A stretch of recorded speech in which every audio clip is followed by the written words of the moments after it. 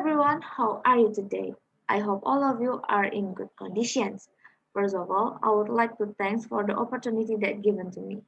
My name is Shelavina Hafidzanty, and I'm looking forward to talking with you today about DNA structure. So this is the outline. First, I'm going to present about definition of DNA, and then the chemical structure inside of DNA, and finally the conclusion.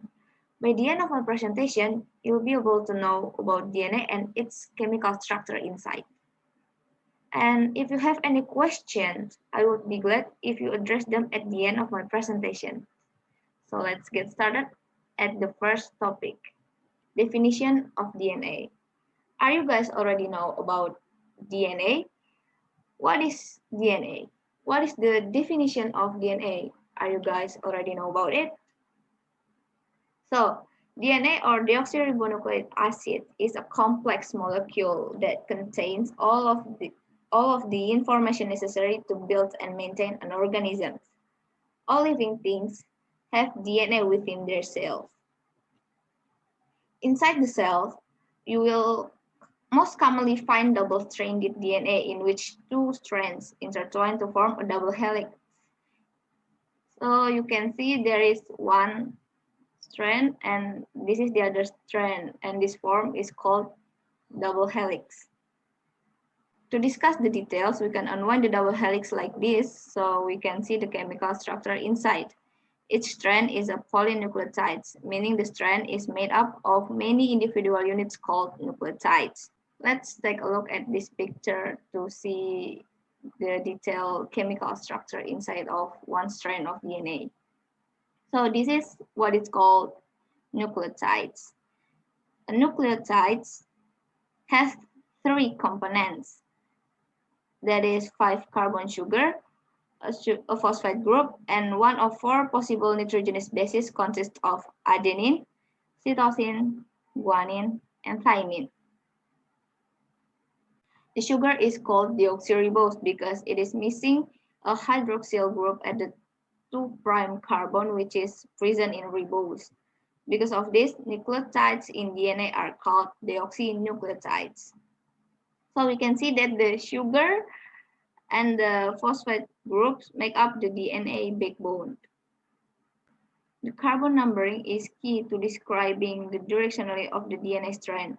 There's an intrinsic orientation difference between the two strands on DNA. Let's take a look at this picture. So in this picture, as you can see that the left strand orientation is 5' to 3', and the right strand orientation is 3' to 5'.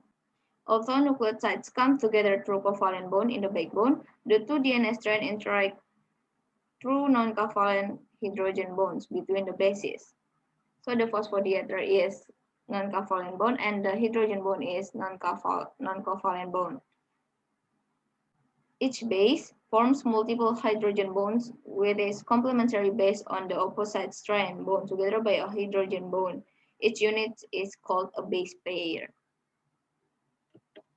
Okay, I already tell you about the nitrogenous bases such as adenine, guanine, cytosine, and thymine. Adenine and guanine are called purines, characterized by their double ring structure. As you can see, there is two ring structure here. Then cytosine and thymine are called pyrimidines, characterized by their single ring structure. As you can see, there is just one ring structure here.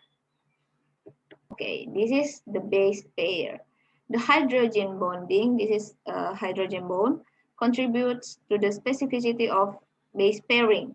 Thymine preferentially pairs with adenine through two hydrogen bonds, and cytosine preferentially pairs with guanine through 3 hydrogen bonds. Okay, finally the conclusions. So the conclusion is the form of DNA is double helix. The DNA molecule is composed of units called nucleotides, and each nucleotide is composed of 3 different components such as sugar, phosphate group and nitrogenous bases. Okay, this is the end of my presentation. Thank you very much for your attention.